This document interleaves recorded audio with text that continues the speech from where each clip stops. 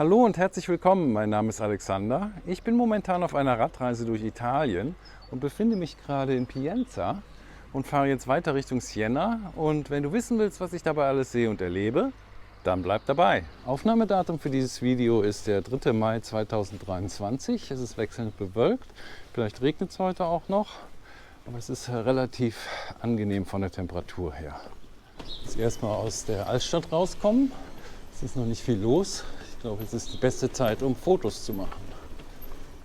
Ja, und da ist schon das Stadttor. Jetzt geht's raus aus der Stadt. Siena ist ungefähr 55 Kilometer von Pienza entfernt.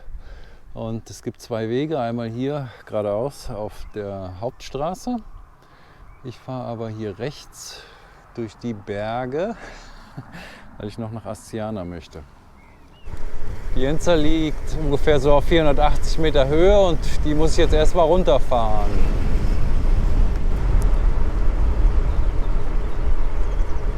Das mit den angenehmen Temperaturen nehme ich wieder zurück. War doch ganz schön kalt den Berg runter.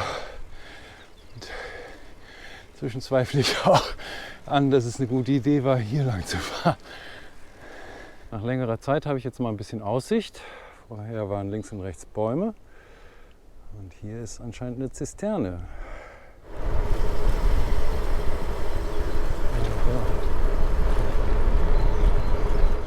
Eine schwierigere Strecke hätte ich mir kaum aussuchen können. Ich bin noch gar nicht darauf vorbereitet. Es ist noch so früh. Naja, aber es ist wunderschön und kaum Verkehr. Ich fahre jetzt Richtung Montisi. Das hier ist Castel Muzio. Ja, ganz nett hier oben. Ja, das ist der Toskana, pur. Puh, eben war es so steil, da musste ich mal schieben. Ich weiß jetzt nicht, ob ich hier durch Montisi noch durch muss. Eigentlich sollte es jetzt gleich nach links gehen. Geht's auch nach San Giovanni d'Asso. Aber das geht auch hoch. Ich hätte doch mehr frühstücken sollen heute. Ja, wenn man oben ist, gibt es immer schöne Aussichten. Jetzt ungefähr auf 360 Meter. Ich hoffe, es geht jetzt ein Stück runter.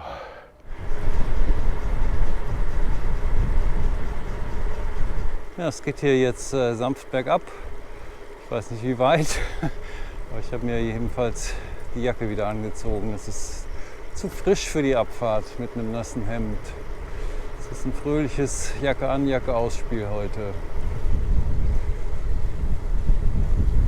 Überall schöne kleine Orte. Und jetzt geht es hier in Serpentinen etwas steiler bergab, um dann da vorne gleich wieder hoch zu gehen.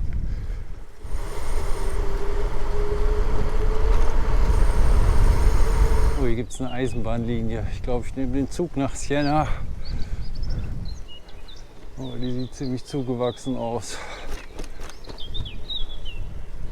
Astiano ist schon ausgeschildert.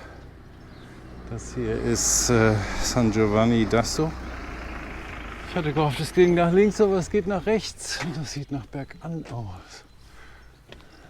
Ja, geht wieder bergan. Also Jacke aus. So, jetzt habe ich in San Giovanni d'Asso eine kleine Pause gemacht. Ein Panino gegessen und Kaffee getrunken. Ich hoffe, das hilft mir jetzt hier über den nächsten Berg. Hier oben weht ein ganz schön tüchtiger Wind. Hier hinter der Hecke geht's jetzt. Der kommt auch aus halbwegs der richtigen Richtung. Mal sehen, wie es ist, wenn ich gleich den Berg runterfahre. Ich habe gerade ein paar Rennradfahrer belauscht, als ich Pause gemacht habe, und die meinten, bis Astiano ging es jetzt nach einer moderaten Steigung nur noch runter.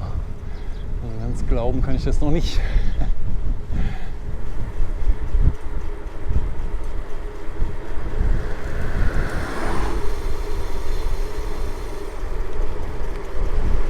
Jetzt wollte ich hier die schöne Aussicht bewundern, da ist da eine Stromleitung davor. Das ist echt schon interessant hier. Ja, jetzt mal Aussicht ohne Stromleitung. Ja, das scheinen hier bekannte Felsformationen zu sein. Hier ist eine Art Parkplatz, wo die Leute anhalten und das fotografieren hier. Und das ist ja mal eine schöne Straße hier, direkt auf dem Kamm.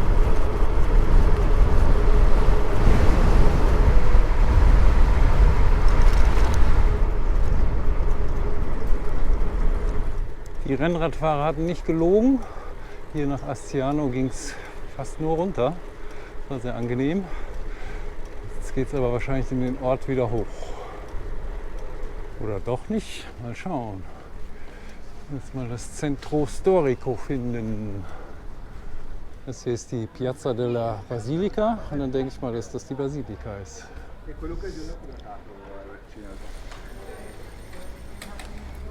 Das hier ist wohl die Hauptstraße und jetzt schiebe ich mal ein bisschen, dass ich mir das alles mal anschauen kann. Ja, noch ein schöner Platz und hier ruhen sich auch noch Rennradfahrer aus. Ansonsten scheint aber nicht viel los zu sein hier. Ich denke mal, dass das da der Rathausturm ist.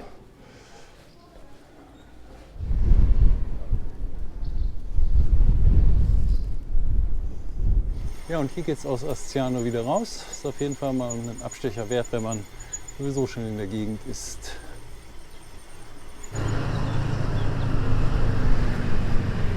Und jetzt geht es geradeaus nach Siena. Das sind jetzt noch 20 Kilometer. Hört sich nicht viel an, aber es geht auf und ab. Das ist auch ein sehr schönes Tal hier.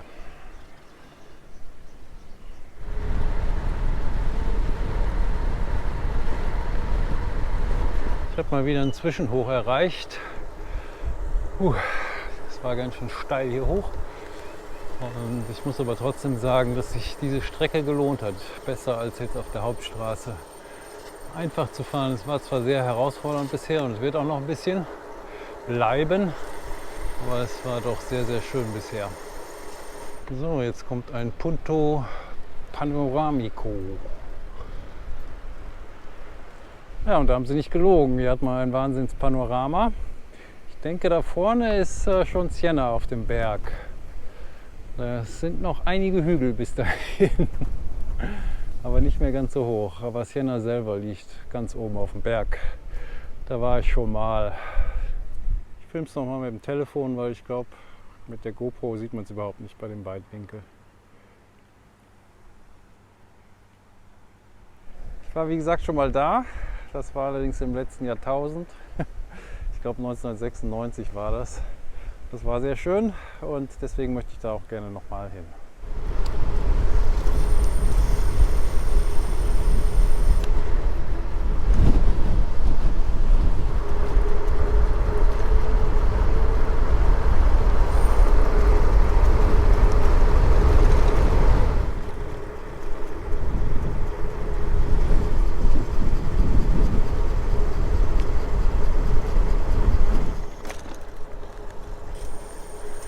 Kurz vor Siena bin ich jetzt wieder auf meinen alten Track drauf gekommen, den ich verlassen hatte, um nach Montepulciano abzubiegen.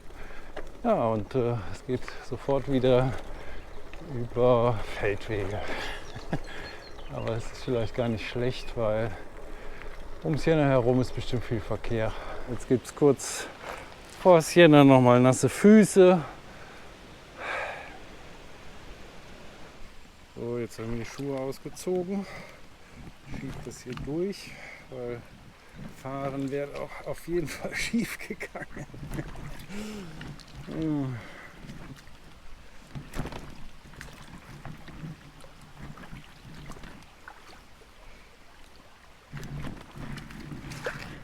Dass die letzten Kilometer jetzt so zum Abenteuer wären, hätte ich ja nicht gedacht. Jetzt hatte ich auch meinen Schuh verloren vom Gepäckträger runter. Zum Glück ist er nicht ins Wasser gefallen, aber ich musste barfuß auf diesen spitzen Steinen zurück und ich laufe nie barfuß und meine Füße sind total empfindlich. Da denkt man dann einmal, man wäre früh dran und dann kommt sowas hier. Zum Glück kommt jetzt wieder Teer. Es ist 14 Uhr in der Herberge macht sowieso erst um 14:30 Uhr auf. Der Fahrradladen, zu dem ich möchte, macht erst um 15:30 Uhr auf. Also ich brauche mich gar nicht aufregen. Es bleibt abenteuerlich. Aber ich glaube trotzdem, dass es alles besser ist, als auf der Hauptstraße zu fahren, die nach Siena reinführt. So, da vorne liegt es, Siena. Das sah vorhin viel näher aus. Ja, gerade ging es noch mal so eine richtige Staubstrecke bergan, ganz steil. Und dann kam auch noch so ein Schulbus da runtergefahren, hat mich in eine Wolke gehüllt. Es war richtig schön. Ich kriege ab und zu Kommentare, ich würde ja immer so schön ruhig, gelassen mit den Widrigkeiten des Weges umgehen, aber das ist nicht immer so. Aber schön ist es hier ja. Oh, kommt einer von hinten. Hallo.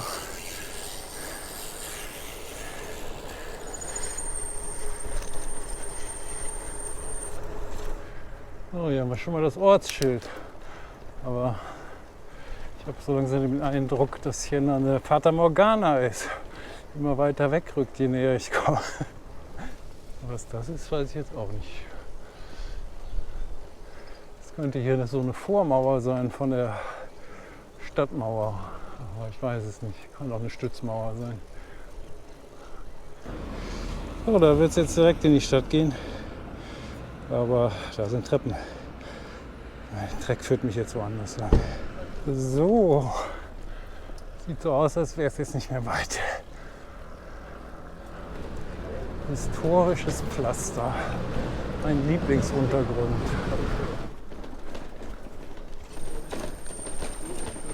So.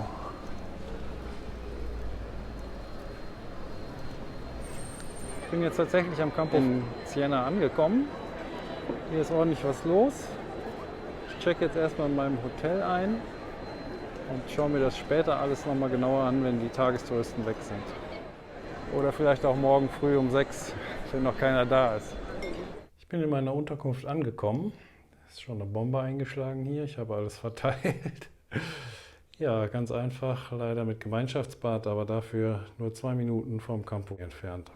Ich habe mein Fahrrad inzwischen in die Reparatur gebracht und warte jetzt gerade auf einen Anruf, dass ich es wieder abholen kann. Ich will mal die Bremse hinten checken lassen.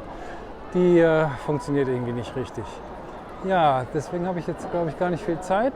Ich werde jetzt mal hoch zum Dom gehen und schauen, wie es da aussieht. Ja, und dafür muss ich jetzt diese Treppen hochsteigen. So, das ist der untere Eingang des Doms. Ich habe jetzt nichts darüber gelesen, kann nicht viel dazu sagen. Ich weiß nur, dass der irgendwann nicht mehr weitergebaut wurde, weil es eine Pestepidemie gab. Und danach war Siena nicht mehr reich genug, den Dom zu Ende zu bauen. Die ganze Stadt ist wunderschön. Ich empfehle euch einfach selber mal herzukommen. Es ist wirklich toll. Irgendwie kann man da auch aufs Dach und dann über diese Gänge da gehen. Das meine ich mich erinnern zu können. Aber ich habe jetzt noch keinen Zugang gefunden. So groß sollte der Dom ursprünglich werden. Hier kann man schon noch Verkleidungen sehen. Ich habe da eben auch oben Leute rumlaufen sehen. Also ich erinnere mich richtig. Da im Bogen sind auch welche. Aber ich glaube nicht, dass ich das heute schaffe. Aber das, was fertiggestellt ist, das ist wirklich super prächtig und wunderschön.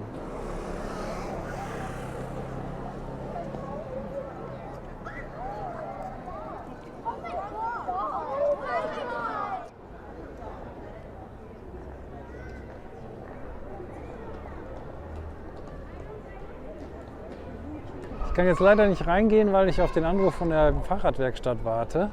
Ich kann euch aber auf jeden Fall empfehlen, diesen Panoramaweg da oben zu machen. Da hat man einen ganz tollen Blick bis auf den Campo Fiori und die Campanile. Ich habe das alles schon mal gemacht. Ich habe auch den Dom innen gesehen, da durfte man da auch noch fotografieren. Ich habe darüber auch einen Blogbeitrag geschrieben, den verlinke ich euch mal unten in der Videobeschreibung.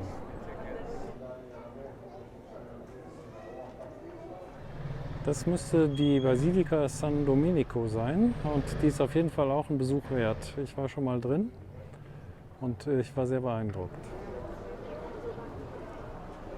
Das ist die Viale di Terme in die eine Richtung und das in die andere Richtung. Und da geht es runter zur Piazza del Campo. Vorhin habe ich, glaube ich, erzählt, das wäre der Campo Fiori, aber der ist in Rom. Das ist der Blumenplatz, da wo wahrscheinlich Blumen verkauft werden. Das hier ist die Piazza del Campo. Zeige ich aber gleich nochmal. Die Häuser hier stammen wohl alle aus der Renaissance und sind noch super gut erhalten. Und das ist die Loggia della Mercanzia.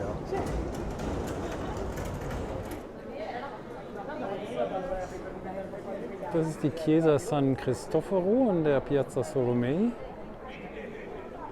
das sieht irgendwie nach Romulus und Remus aus. Und was die hier in Siena zu tun haben, weiß ich nicht. Das ist die Piazza Salimbeni mit dem Palazzo Salimbeni. Das ist der Ursitz der Banca Montepaschi. Das ist die älteste noch existierende Bank der Welt und die drittgrößte Bank Italiens, glaube ich. So, jetzt hat die Fahrradwerkstatt angerufen. Mein Fahrrad ist fertig. Da gehe ich jetzt erstmal hin und schaue ich mal, ob ich mich hier noch weiter umsehen kann, wenn ich wieder zurück bin. Ich habe mein Fahrrad zurück. Das war echt ein toller Service. An einem Nachmittag hingebracht und konnte es am Abend wieder abholen. Das ist auch nicht selbstverständlich. Die haben die Bremsscheibe ausgewechselt und dann natürlich die Beläge, weil die ja nicht mehr zur Bremsscheibe gepasst hätten. Und einen neuen Zug haben sie eingebaut, weil der auch nicht richtig lief. Ganz toll. Ja, ich beende jetzt hier das Video an der Piazza del Campo. Ich bin ziemlich müde. Diese Strecke heute über die Berge war doch sehr anstrengend und dann noch jetzt der Stress mit dem Fahrrad. Da kriege ich jetzt keine schönen Bilder mehr zusammen. Was ich euch auf jeden Fall empfehlen kann, ist mal oben auf diesen Rathausturm zu gehen. Da habt ihr einen ganz tollen Überblick. Das habe ich damals sehr genossen, als ich das gemacht habe. Ja, jetzt weiß ich gar nicht, wo es morgen hin weitergeht. Einfach weiter quer durch die Toskana. Und wenn du wissen willst, was ich da dann alles sehe und erlebe, dann abonniere jetzt den Kanal und schalte auch das nächste Mal wieder ein, wenn es heißt, ich kam, ich sah, ich filmte. Tschüss!